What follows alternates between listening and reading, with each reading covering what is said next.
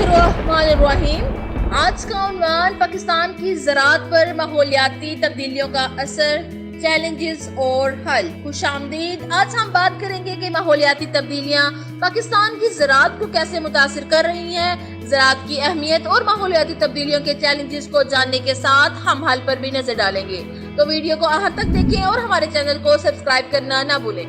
पाकिस्तान की ज़राअत पर माहौलियाती तब्दीलियों का बड़ा असर पड़ रहा है। बढ़ती हुई गर्मी, खुश्क साली और शदीद बारिशें फसलों की पैदावार को मुतासिर कर रही हैं। ये तब्दीलियां न सिर्फ फसलों की पैदावार कम कर रही हैं बल्कि किसानों की जिंदगियों पर भी मनफी असर डाल रही हैं। लेकिन हल भी मौजूद हैं। जदीद आपाशी के निज़ाम, बेहतर फसलों की इकसाम और मौसमी पेशेंगोई की टेक्नोलॉजी ज़राअत को माहौलियाती तब्दीलियों से निमटने में मदद फराहम कर रही हैं।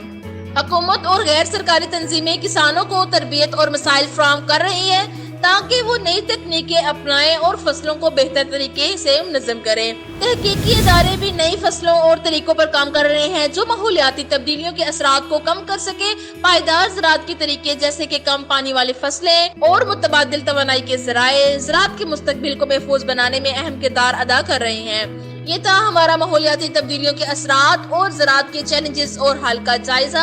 आपके ख्याल में सबसे मौसर हल क्या है?